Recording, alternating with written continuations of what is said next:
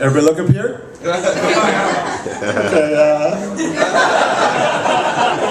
Okay, quick story. Who's that? Anybody know who that is? Leads. Thank you. I'm not going to do professor impressions all night. That usually leads to, I don't know, some type of getting expelled. I was going to talk about the advantages of staying at the Holiday Inn Express Temple of Heaven. I think you've all experienced them. The first is the air conditioning. It heats up your room.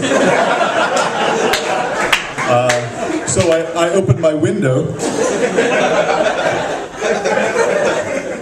And, you know, some people were complaining about the lack of sheets, but, you know, really? Is anybody using sheets? This is my third pillow. I just pulled it up. The toilet paper gets you smooth because it's about 80 grit. On one side. On one side. The other side's maybe like a fine 120 for the finishing.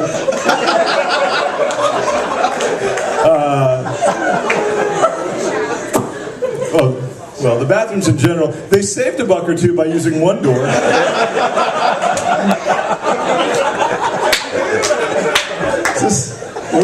I'm not sure whether it's safer to use it for the shower or for the bathroom. And I never really go on that edge of the room when my roommate's in the shower. Because you're just never sure. And Blake and I are close, but you know. And even then you can learn some stuff about showering techniques. And like, oh. So he washes that first.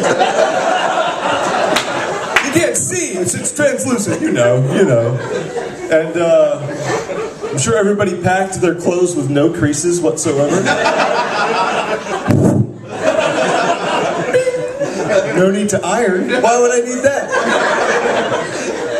Turns out there's one on the third floor in case you need it.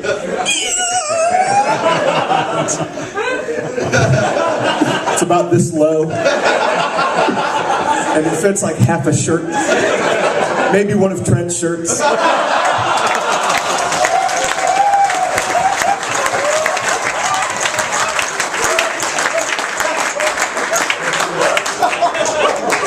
Some of the other amenities, he already got sock puppet stuff really. Some of the other amenities include auto-adjusting volume as you change the channels. CNN.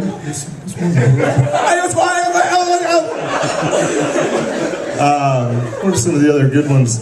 The sink, my sink doesn't really drain. I have to brush my teeth and then wait and watch the bubbles for a while. And then sort of turn it on very lightly to just rinse the bubbles down. What was the other major... Breakfast. Breakfast is fine. Breakfast is fine. Try the I'm sorry?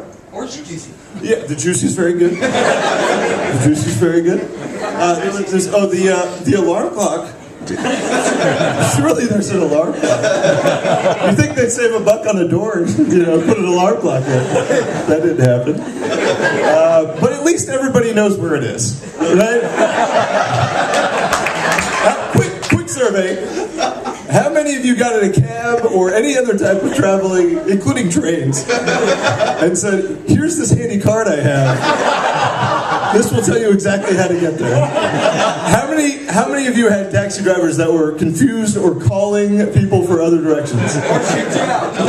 Or drop you off the back elevator? Really? Only like 4? I'm not sure there's a couple others. Other comments? That's sort of all I had mentally. I look forward to the rest of the week. That's it? Okay. My first delegate experience, I made the mistake of volunteering to speak. I thought part of the class was class participation. It's not. It's don't participate. Is how you keep your grade. So he asked, who's been to China? Oh. Call on me, Professor. I also hadn't eaten since lunch, so I thought I'd, suck a couple calories off of one of those handy mints we have there, which could use a change up. Yes, sir. They're delicious. Blake eats like 37.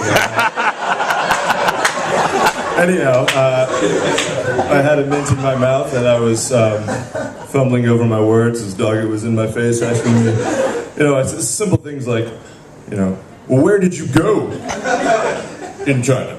I don't know. You don't know? No, you got on a bus. Yeah, I got on a bus with people from work. They were good people. And they just drove you and you didn't care where. Don't go to China with this guy. Probably good advice. So I think that was like the first sentence of my, trying to explain China experience. That theme continued.